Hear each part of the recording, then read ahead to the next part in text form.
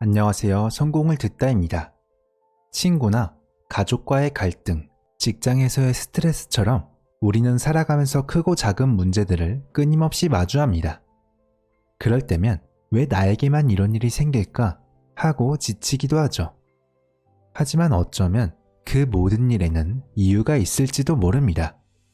자기계발 작가이자 강연가인 앤드류 매튜스는 우주는 우리에게 늘 신호를 보내고 있으며 그 안엔 우리가 놓치고 있던 메시지가 담겨 있다고 말합니다. 이번 영상에서는 그의 책을 바탕으로 삶의 문제를 바라보는 새로운 시선에 대해 다루어 보았습니다. 비슷한 일이 반복돼 마음이 지쳐 있다면 이번 영상이 작은 전환점이 될 것입니다. 그럼 시작하겠습니다. 17세기 이후 과학은 뉴턴의 방식을 따라왔다. 어떤 걸 이해하려면 잘게 쪼개야 한다고 믿었다. 분자를 원자로, 원자를 전자로, 전자를 쿼크와 보손으로 나누며 끝없이 파고들었다. 그렇게 하면 우주를 이해할 수 있다고 생각했다. 하지만 정말 그럴까? 시를 단어 하나하나로 나누면 더 잘 느껴질까? 모나리자를 분놀림으로 쪼개보면 그 감동이 살아있을까? 모든 걸 나눈다고 본질이 더 잘 보이는 건 아니다. 과학은 세상을 쪼개서 본다. 하지만 마음은 다르다. 마음은 흩어진 걸 다시 하나로 모은다. 조각이 아니라 전체를 바라보는 것이다. 친구를 분석하려 하면 그 사람의 좋은 점을 놓친다. 우주를 끝없이 쪼개다 보면 나 자신도 흩어진다. 반대로 공감하고 관심을 기울이면 대상과 이어지고 전체가 보인다. 우주 만물은 연결되어 있다. 그래서 사물도, 사람도, 세상도 하나의 흐름으로 바라봐야 한다. 그러면 인생을 깊이 이해할 수 있다. 인생의 의미를 말할 때 죽음을 빼놓을 수는 없다. 우리가 죽지 않는 존재였다면 삶이 좀 더 공평하지 않았을까? 실수를 해도 다시 시작할 수 있고 그 실수에서 뭔가 배울 수도 있으니까. 하지만 현실은 그렇지 않다. 버스에 치여 죽고 나서야 다음엔 버스를 조심해야지 라고 하는 건 아무 의미가 없다. 아인슈타인은 에너지는 사라지지 않는다고 했다. 새로 생기지도 않는다고 말했다. 그 말이 맞다면 우리가 죽은 뒤에도 무언가는 계속된다는 뜻이다. 즉, 영혼은 어딘가에 남아있다. 몸은 흙으로 돌아가지만 우리는 단순한 몸 이상의 존재다. 육신을 떠나는 경험 또한 죽음 이유를 암시한다. 직접 겪진 않았더라도 한 번쯤은 들어봤을 것이다. 죽음을 가까이서 경험한 사람들은 삶이 계속된다고 가정한다. 몇몇 사상가들은 죽은 뒤에 오히려 더 많은 걸 알게 될 거라 말한다. 물론 이건 가설일 뿐이다. 죽음 건너편에 무엇이 있는지는 아무도 알 수가 없다. 하지만 한 가지는 분명하다. 죽음은 지금 이 순간을 더 깊이 살아가라고 말해준다. 참 똑똑하게 설계된 책이다. 이승은 고통이고 저승에서 보상이 있다는 생각은 가장 나쁜 방식이다. 우리가 가져야 할 훨씬 나은 생각은 이것이다. 내세가 어떤 걸 숨기고 있든 지금 이 삶을 잘 살자. 사랑, 자기 확신, 동정심처럼 살면서 갈고 닦은 마음은 죽어서도 함께 간다. 그러니 지금 이 세상에서 자신의 잠재력을 마음껏 펼쳐라. 하지만 많은 사람들이 현실을 버거워하며 살아간다. 인생은 정말 고통의 연속일까? 꼭 그렇지만은 않다. 우주는 늘 우리에게 신호를 보낸다. 하지만 그 신호를 외면하면 언젠가는 더 큰 시련이 찾아온다. 좋아하든 싫어하든 삶은 우리가 배워야 할 것을 끊임없이 던져준다. 누군가에게 상처받았을 때, 믿었던 사람이 등을 돌렸을 때, 계속 일이 꼬이고 마음이 무너질 때, 그 안엔 반드시 알아차려야 할 메시지가 있다. 만약 일주일 내내 절망을 느꼈다면 중요한 교훈을 놓치고 있는지도 모른다. 직장, 관계, 돈에서 반복적으로 문제가 생긴다면 지금 주의를 기울여야 할 신호가 있다는 뜻이다. 우리는 벌을 받기 위해 태어난 게 아니다. 오히려 배우기 위해 이 세상에 왔다. 모든 일에 의미가 있다고 믿으면 삶도 자연스럽게 방향을 갖게 된다. 어떤 일을 왜 겪었는지 알고 이겨내면 그 일은 더 이상 반복되지 않는다. 하지만 사람들은 중요한 교훈을 자꾸 뒤로 미룬다. 그 사람이 나한테 상처를 줬는데 내가 왜 용서해? 왜 내가 먼저 사과해야 해? 이렇게 마음속에서 스스로를 정당화하며 진짜로 마주해야 할 일을 미룬다. 용서하는 일, 사과하는 일, 마음을 여는 일, 그런 일은 꼭 해야 한다는 걸 알면서도 끝까지 미룬다. 하지만 그게 바로 교훈이다. 성장은 지금 피하고 싶은 감정과 마주할 때 시작된다. 배우자와의 관계가 힘들 수 있다. 하지만 이혼을 한다고 해서 모든 것이 끝나는 건 아니다. 상대를 비난하고 원망하는 한 마음은 여전히 그 관계에 묶여 있다. 두 사람 사이에 아직 풀리지 않는 배움이 남아있기 때문이다. 물론 그 수업을 미룰 수 있다. 하지만 언젠가는 반드시 들어야 하는 수업이다. 이건 직장이나 연인과의 관계에서도 마찬가지다. 제대로 배우기 전까지는 비슷한 상황을 계속해서 반복하게 된다. 겉모습은 달라졌지만 속은 똑같은 교훈을 계속해서 마주하게 되는 것이다. 이 반복을 끊는 방법은 내가 먼저 변하는 것이다. 내가 변하면 상황도 따라서 변한다. 이건 예외 없는 하나의 법칙이다. 내 안의 변화는 자연스럽게 외부를 바꿔놓는다. 때로는 세상이 나를 밀어붙이는 것 같고 모두가 나를 해치려는 것처럼 느껴질 때가 있다. 하지만 반대로 사랑에 빠지면 세상은 전혀 달라 보인다. 길에 핀 꽃도 스치는 사람의 얼굴도 모두 괜찮아 보인다. 세상이 달라진 게 아니라 내 안이 달라진 것이다. 이처럼 세상은 하나의 거울이다. 내가 느끼는 것이 밖으로 비춰질 뿐이다. 그래서 외부만 바꾸려 해선 삶이 바뀌지 않는다. 거리의 사람들이 불친절하다고 그 거리를 바꿀 수는 없다. 직장에서 존중받지 못한다고 직장을 바꿔도 내가 바뀌지 않는 한 같은 상황이 반복된다. 기억하라. 지금 내가 있는 자리는 배울 게 있기 때문에 주어진 자리다. 그래서 상황이 바뀌길 바라기 전에 내가 여기서 뭘 배워야 하는지 먼저 살펴봐야 한다. 하느님, 남편 좀 바꿔주세요. 이 직장 좀 바꿔주세요. 우리는 이렇게 기도하지만 그건 진짜 답이 아니다. 제가 이 상황을 다르게 바라볼 수 있게 도와주세요. 이게 진짜 변화의 시작이다. 이 모든 게 말도 안 되고 이상하게 들릴지도 모른다. 그렇다면 이제 과학의 시선으로 한번 살펴보자. 300년 전 뉴턴은 모든 물질은 고정된 실체를 가지고 있으며 정해진 법칙에 따라 움직인다고 보았다. 하지만 오늘날의 물리학, 특히 양자역학은 전혀 다른 이야기를 들려준다. 하이젠베르크의 불확정성 원리에 따르면 관찰자가 관찰하는 방식에 따라 물질의 성질 자체가 달라질 수 있다. 이건 과학자들만의 이야기일까? 아니다. 우리 일상에서도 똑같이 적용된다. 어떤 상황을 문제로 볼지 기회로 볼지는 그걸 바라보는 우리의 태도에 따라 달라진다. 다른 사람이 먼저 바뀌기를 기다릴 필요 없다. 내가 움직이면 세상도 함께 움직인다. 그들이 우리에게 교훈을 주듯 우리도 누군가의 교훈이 되고 있는 것이다. 삶은 그런 식으로 서로를 비추며 흘러간다. 우리가 만나는 모든 사람은 우리를 성장시키기 위한 스승이다. 찬장 문을 닫지 않는 배우자, 고마움을 모르는 자식들, 집 앞 진입로에 매번 차를 대는 이웃들을 보며 이렇게 생각한다.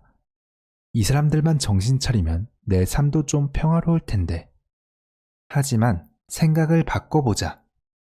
만약 누군가가 당신을 화나게 한다면 그건 분노를 조절하는 법을 연습하라는 기회일 수도 있다.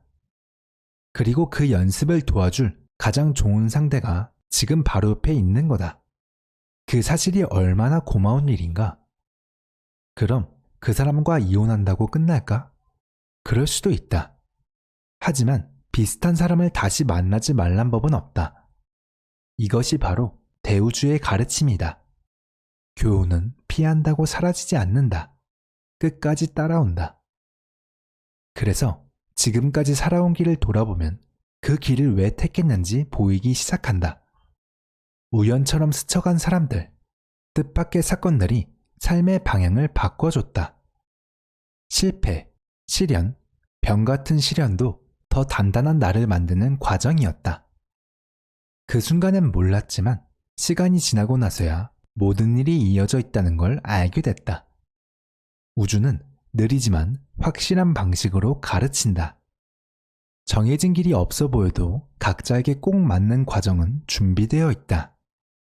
그러니 누군가를 만난다면 그 만남이 우연이 아닌 신성한 인연임을 잊지 마라. 세상은 우리가 생각하는 것보다 훨씬 정교하고 경이롭다. 우리는 늘 우리에게 필요한 교훈을 꼭 필요한 시기에 다른 사람을 통해 배우게 된다. 성인들은 말했다. 너의 성장이 나의 성장이고 너의 고통은 나의 고통이라고. 우리는 완전히 하나이며 모두 보이지 않는 선으로 연결되어 있다. 이 개념은 머리로는 어렵지만 우리가 변할 때 주변도 함께 변하는 이유를 설명해 준다. 그렇다면 언제쯤 돼야 삶이 좀 쉬워질까? 안타깝지만 삶은 쉬워지지 않는다. 대신 우리는 점점 더 능숙해진다. 지구에 있는 한 우리는 끊임없이 인생 수업을 듣는다. 숨 쉬는 동안은 언제나 배움의 시간이 열려있는 셈이다. 사춘기만 지나면, 직장만 구하면, 결혼만 하면 삶이 편해질 줄 알았지만 그렇지 않았다. 누구도 미리 알려주지 않았기 때문에 혼란스러운 것도 당연하다. 멀리서 보면 다른 사람들의 삶이 쉬워 보일 수도 있다. 하지만 그들 역시 각자의 문제를 안고 살아간다. 겉으로는 모든 걸 다 가진 것처럼 보여도 그 이면은 누구나 말하지 않는 고통이 있다. 넓은 집에 살고 멋진 차를 타고 좋은 레스토랑에서 식사하고 해외여행도 다닌다. 겉으로는 완벽해 보인다. 하지만 그가 보험사와 소송 중이라는 사실, 지붕에서 물이 새고 있다는 사실, 가족 간의 갈등이 있다는 사실은 겉으로는 보이지 않는다. 너나 할 것 없이 삶은 모두에게 시련의 연속이다. 그렇다면 이 끝없는 수업과 복잡한 삶 속에서 우리는 어떻게 버틸 수 있을까? 방법을 달리하면 된다. 첫째, 끝나야 쉴 수 있다는 생각을 버려야 한다. 이걸 다 끝내기 전까진 쉴 수도, 즐길 수도 없어. 이런 식으로 자신을 몰아세우지 마라. 지금 그 과정을 있는 그대로 받아들이고 즐겨라.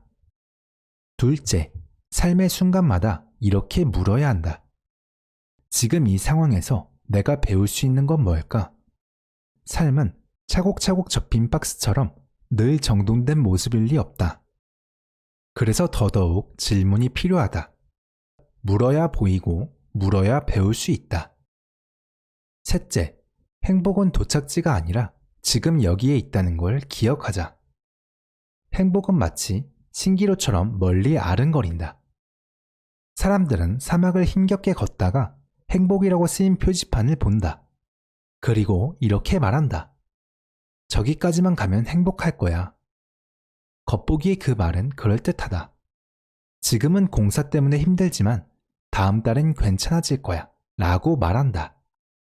하지만 다음 달이 되면 또 다른 일이 생긴다. 아이들이 아프고 물이 새고 싱크대가 고장난다. 그러면 또 이렇게 말하게 된다.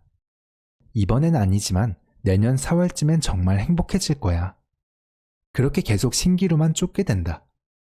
이제는 시선을 바깥이 아니라 안으로 돌릴 때다. 행복이 멀게 느껴지는 이유는 삶이 너무 어려워서가 아니다. 지금 이 순간을 온전히 받아들이지 못하기 때문이다. 이래야 해. 저 사람은 이래야 해. 이런 기대가 많아질수록 삶은 더 무거워진다. 현실은 우리의 바람과는 다르게 흘러간다. 그래서 우리는 상처받고 억울해지고 결국엔 상대를 바꾸고 싶어진다. 하지만 진짜 봐야 할 건 그 기대를 만든 내 마음이다. 이혼, 해고, 실망스러운 하루. 겉으로 보기엔 그냥 재수없는 일처럼 보일 수 있다. 하지만 그 안에 무언가를 배울 수 있는 기회가 숨어 있을지도 모른다. 이게 나에게 어떤 걸 가르치려는 걸까? 라고 물어보면 삶에 대한 저항이 줄어든다. 우리의 삶은 괴로워야 할 이유가 없다. 삶은 원래 즐거워야 마땅하다. 아이들은 이유 없이 깔깔 웃고 새들은 매일 아침 노래하며 하루를 시작한다. 우리가 사는 이 우주는 생각보다 훨씬 재미난 곳이다. 물론 삶을 즐기는 일에도 연습이 필요하다. 즐거운 순간이 오면 오히려 불안해지기도 한다. 그리고 머릿속에서 목소리가 들린다. 이건 오래가지 않을 거야. 그럴 땐 스스로에게 이렇게 말해보자. 아니, 점점 더 좋아지는 걸. 사랑을 한다면 상처받는 걸 두려워하지 말자. 춤을 춘다면 아무도 지켜보지 않는 것처럼 추자. 그게 바로 즐겁게 사는 사람의 방식이다. 그러니 삶을 살아가면서 원하지 않는 일에 에너지를 쏟지 말자. 자꾸 걱정하고 말할수록 그 일은 점점 더 커지기 때문이다. 그래서 우리가 어디에 집중하냐에 따라 삶의 방향이 달라진다. 힘들어도 놓을 수 있다. 세상 일을 하나씩 내려놓기 시작하면 세상도 우리를 놓아준다. 우리를 괴롭게 하는 건 그 일 자체가 아니라 그 일에 계속 매달리는 마음이다. 생각이 바뀌면 느낌이 달라지고 느낌이 달라지면 삶도 달라진다. 즉, 우리가 세상을 어떻게 바라보느냐에 따라 삶의 모습도 달라진다. 대체로 사람들은 두 가지 방식으로 세상을 본다. 하나는 세상은 엉망진창이라는 시선, 다른 하나는 그래도 세상은 살만하다는 믿음이다. 만약 세상이 엉망이라고 믿으면 모든 일이 불편하게 보이고 그 불편함은 분노로 이어진다. 반대로 세상이 살만하다고 믿기 시작하면 평범한 하루도 선물처럼 느껴진다. 세상이 살만하다는 증거는 차고 넘친다. 해는 매일 떠오르고 달은 지구를 돌고 꽃은 피고 계절은 바뀌고 사람들은 사랑하고 다투고 다시 웃는다. 이 모든 게 위대한 흐름의 일부다. 사람들은 이래야 한다, 이러면 안 된다 라는 말은 태양이 너무 크다 라고 말하는 것과 같다. 만물은 순리대로 흘러가고 있다. 환경, 날씨, 타인의 생각은 우리가 조절할 수 있는 것이 아니다. 그건 통제할 대상이 아니라 우리가 따라가야 할 흐름이다. 진짜 힘은 그 흐름을 거스르지 않고 그 안에서 나만의 평화를 선택하는 데 있다. 그리고 그 흐름 속에서 우리가 할 수 있는 일이 있다면 감사하는 마음으로 살아가는 것이다. 독일의 신학자이자 철학자인 마이스터 에카르트는 이렇게 말했다. 평생 감사합니다 라고만 말해도 충분하다. 그러니 잠시 삶을 판단하고 사람을 해석하려는 일을 멈춰보자. 그리고 매일 하루를 시작할 때 하나님이든 알라이든 여호와든 대자연이든 무엇이라 부르든 우리에게 더 큰 무언가에게 이렇게 말해보자. 제게 삶과 가족과 집과 친구들과 아침을 그리고 내일을 주셔서 감사합니다. 이 말 한마디만으로도 평소보다 더 만족스러운 하루를 시작할 수 있다. 그 다음 날도 또 그 다음 날도 감사할 수 있다고 상상해보자. 그럼 조금은 더 평화로워지지 않을까? 우리는 살아오면서 넌 아직 안 됐어, 넌 부족해 라는 말을 많이 들었다. 그래서 가족도 연인도 일도 늘 부족하다고 느낀다. 직장에서 인정받는다면 벤츠 한 대쯤 있다면 괜찮을 거야 라며 갖지 못한 것에 집중한다. 그러니 마음의 평화가 자꾸만 멀어질 수밖에 없다. 하지만 무언가에 감사할 때마다 우리 안의 긴장이 조금씩 풀린다. 감사합니다 라는 말에는 지금 내가 가진 것, 지금 내가 서 있는 자리를 받아들이겠다는 따뜻한 마음이 담겨 있다. 평화는 우리가 가진 것에 집중할 때 온다. 삶을 있는 그대로 받아들이기 시작하면 지금 일어나는 모든 일이 나를 위한 길이었음을 알게 된다. 주변을 둘러보면 늘 감사하고 지금 이 순간을 의미 있게 받아들이는 사람들이 있다. 그들은 인생에서 일어나는 모든 일을 우연이 아닌 피드백으로 여긴다. 세상이 자신을 끌고 가는 게 아니라 자신이 먼저 움직이면 세상이 따라온다고 믿는다. 그래서 그들은 스스로를 희생자라고 여기지 않는다. 삶의 방향을 스스로 선택하고 주어진 흐름 안에서도 자기 의지로 길을 만들어 간다. 삶을 그렇게 받아들이기 시작하면 더 분명하게 느껴지는 게 있다. 삶에는 흐름이 있고 그 흐름 속에서 우리는 단계를 따라 조금씩 성장한다. 처음엔 대부분의 사람들이 목표 없이 떠밀리듯 살아간다. 모든 걸 운이 나빠서 그렇다고 여기고 스스로를 희생자처럼 느낀다. 그러다 어느 순간 변화를 원하게 되고 스스로 목표를 세우기 시작한다. 그 목표를 이루기 위해 애쓰고 성과를 만들기도 한다. 하지만 모든 노력에 만족이 따르지는 않는다. 무언가 허전한 감정이 남는다. 그러다 마침내 지금 이 순간에 집중하며 삶의 흐름을 믿고 따르는 단계에 이르게 된다. 그제야 우리는 삶이 예상보다 더 큰 선물을 품고 있다는 걸 깨닫게 된다. 그리고 무엇보다 중요한 건 마음의 평화를 얻는 일이다. 평화가 생기면 투쟁심 대신 도전하고 싶은 마음이 생긴다. 인생의 의미는 부자가 되는 데 있지 않다. 회사를 차리는 것도 누군가의 인생을 대신 살아주는 것도 아니다. 그 의미는 지금 여기에 있다. 어디에 있든 무엇을 하든 순간순간에 깨어있는 것. 그게 바로 우리가 삶에서 할 수 있는 가장 단순하면서도 위대한 선택이다. 그리고 그렇게 살아간다면 삶은 반드시 그에 대한 답을 줄 것이다.